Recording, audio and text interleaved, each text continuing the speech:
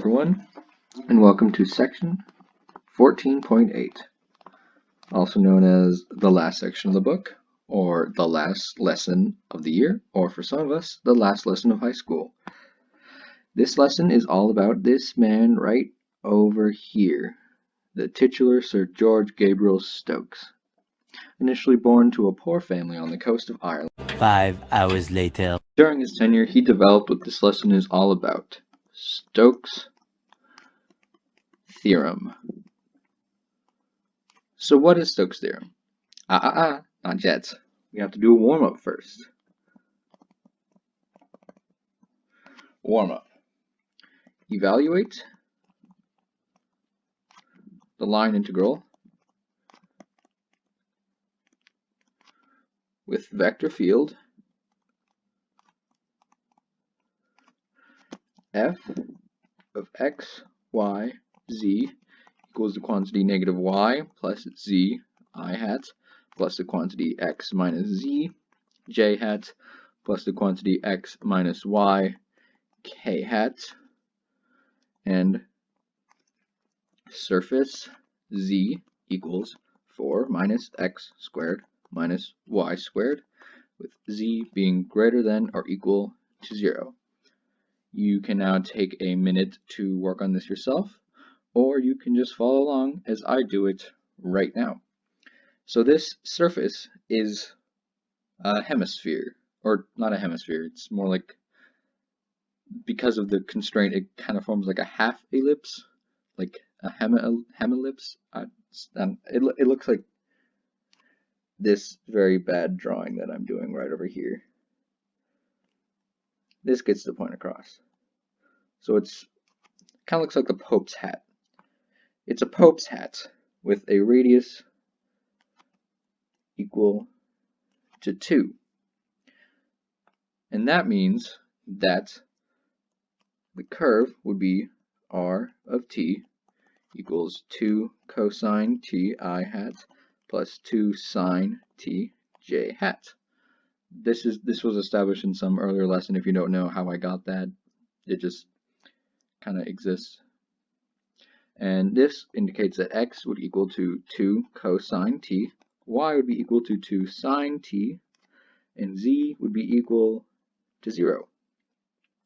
However, we don't need any of this for the line integral. What we need is the things that we can derive from this. We need f of t and r prime of t, which we would just get from this.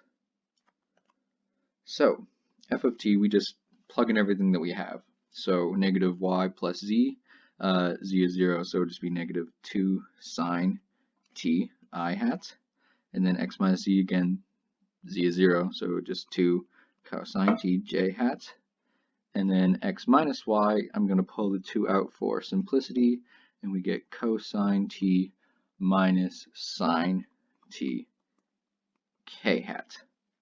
And then r prime of t is negative 2 sine t I hat plus 2 cosine t j hat. And now we are going to do the line integral.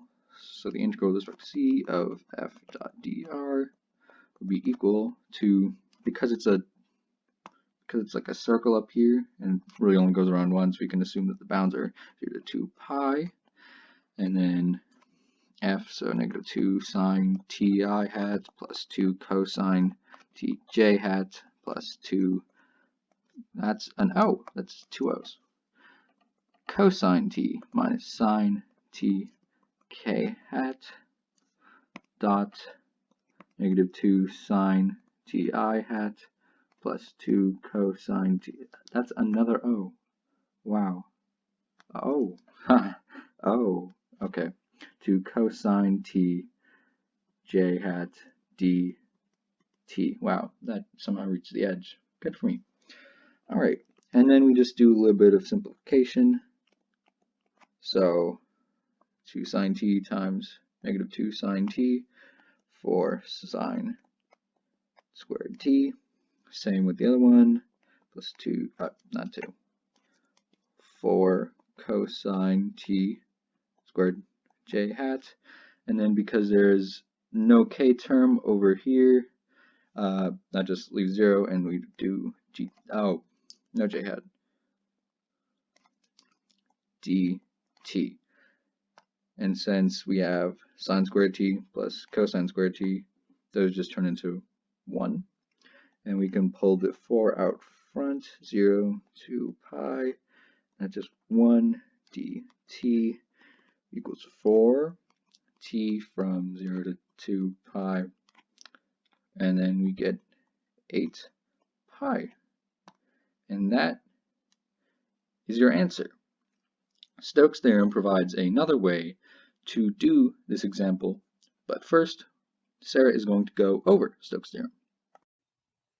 So since evaluating line integrals isn't always going to be nice using this usual method, the method we've been using this whole time, we have kind of an extension of Green's theorem that we learned a few sections back, and that is Stoke's theorem.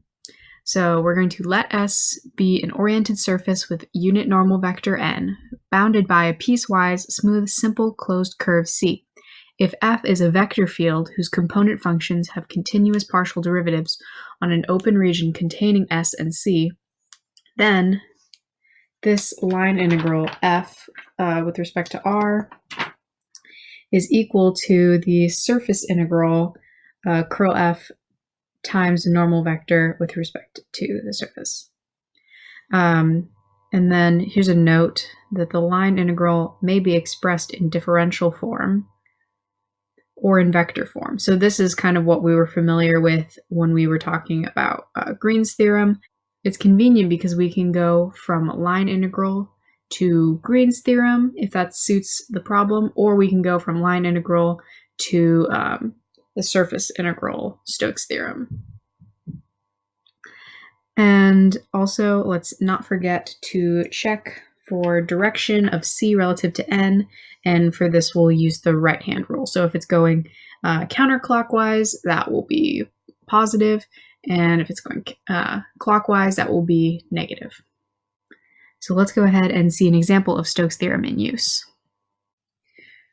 All right, so moving on to example 1, Walter showed us earlier that there are other ways to evaluate integrals, but sometimes they're not always going to be as convenient as we like. So we are going to use what we just learned with Stoke's theorem to evaluate that same integral with the same conditions. All right, so go ahead and pause it here to use Stoke's theorem to evaluate this double integral.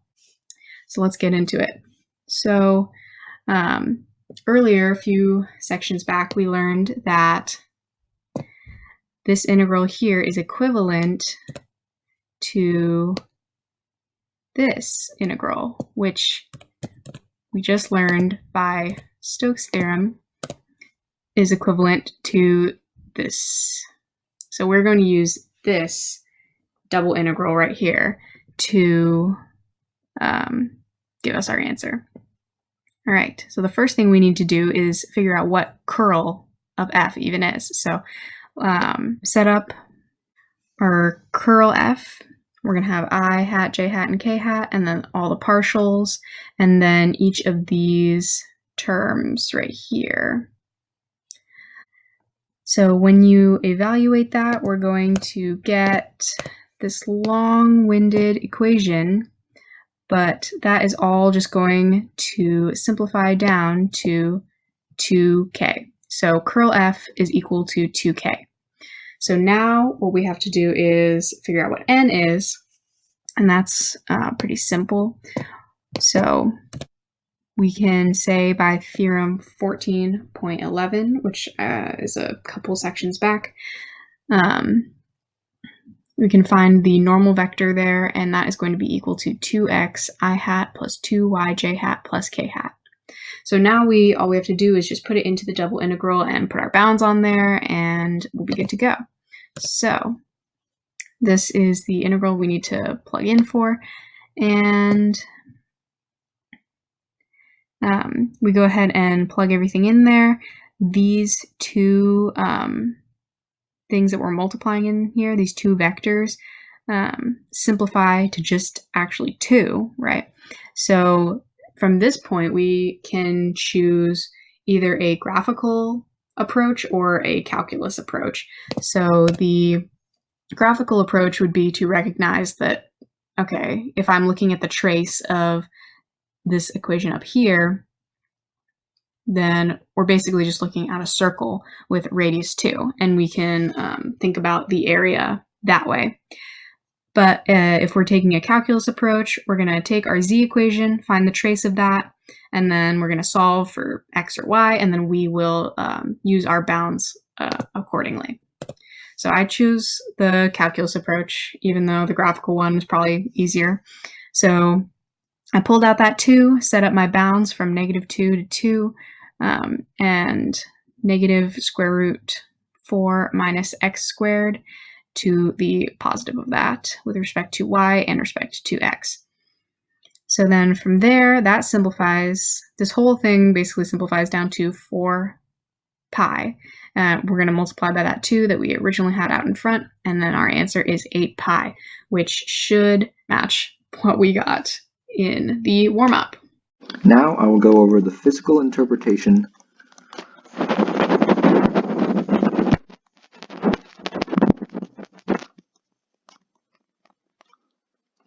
of curl. Surprisingly, curl is not just some abstract mathematical concept. It can actually be used in a wide array of situations, from chemical manufacturing to brewing beer.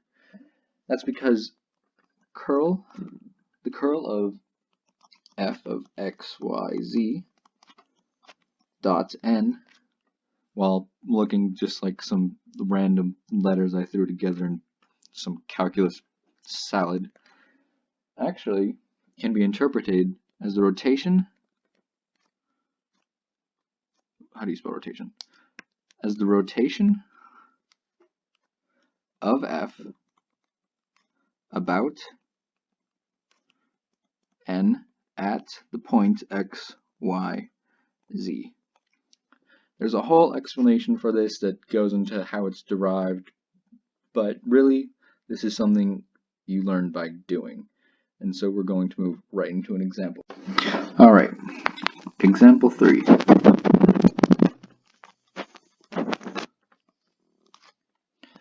A liquid is swirling around in a cylindrical container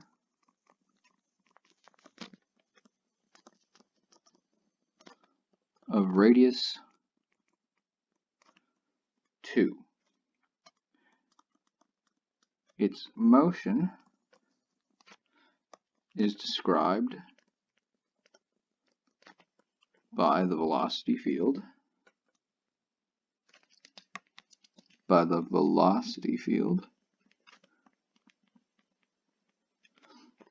f of x, y, z equals negative y times the square root of x squared plus y squared I hat plus x times the square root of x squared plus y squared j hat, as shown over in the image to the left. Find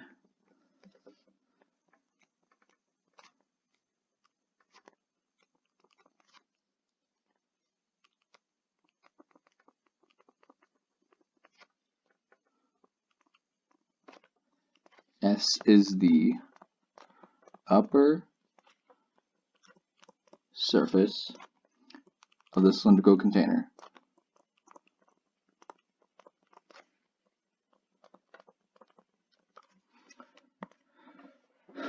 Okay, the first thing we're going to want to do is to find the curl. So the curl of f would be equal to the determinant.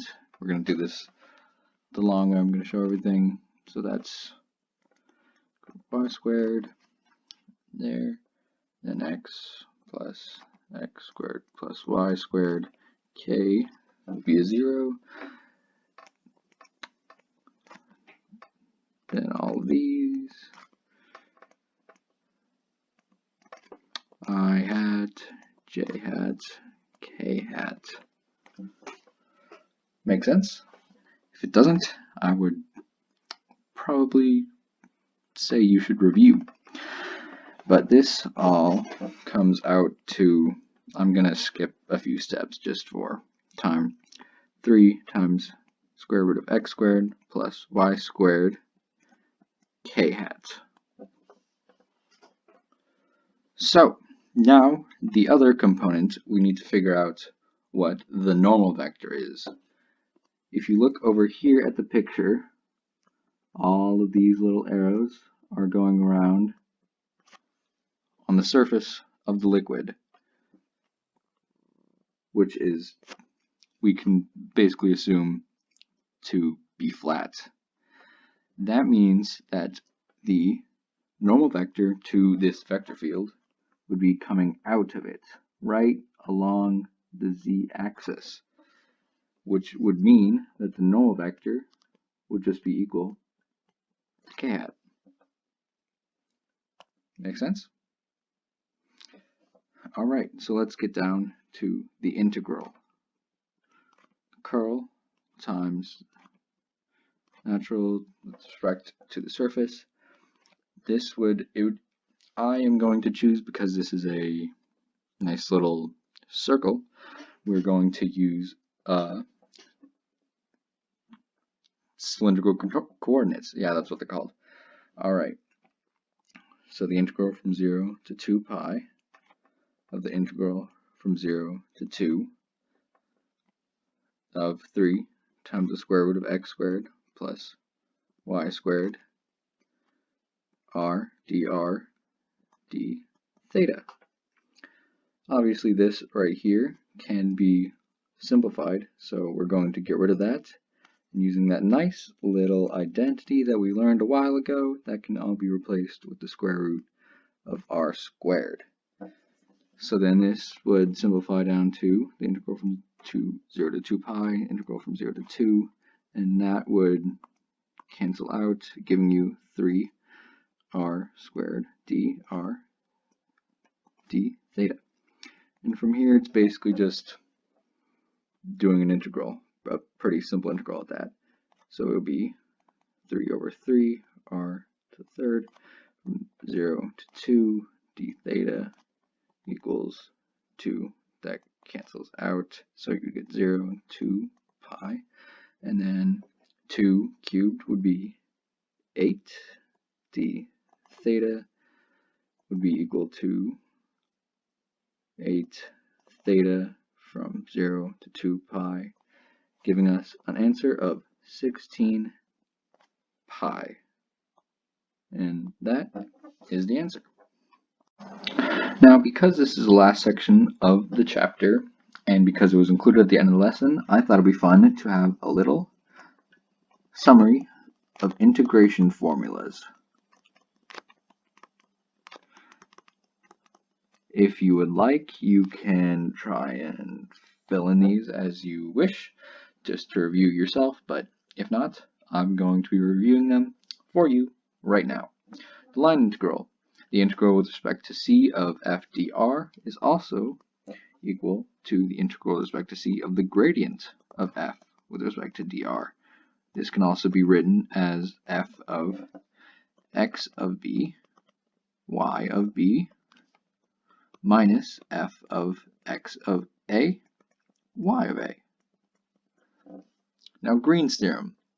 The integral with respect to c of m dx plus n dy would be equal to the double integral with respect to r of the partial of n with respect to x minus the partial of m with respect to y dA. I will not be going over the alternate forms of these right now, but if you want to, that is a worthwhile thing to review. Now the divergence theorem. The double integral with respect to s of f dot n ds would be equal to the triple integral with respect to q of div f dv. And in Stoke's theorem, I hope that has managed to stay in your mind for at least the last 10 or so minutes. If not, that's fine. It's right here. Try to get it in there now. However, there is one more formula, all reliable. The fundamental theorem of calculus. I'm going to do this in a nice fancy pen, just for fun. As you all remember from last year, and this has been the basis of our experience for the last 2 years, and this is the last lesson. So here it is, the fundamental theorem of calculus, one more time. The integral from a to b of f prime of x dx equals f of b minus f of a. And that's it. That is the end of 14.8, the end of chapter 14, the end of multivariable calculus, and for some of you, the end of high school math. Thank you all for listening. Thank you, Miss Edwards, and that is it.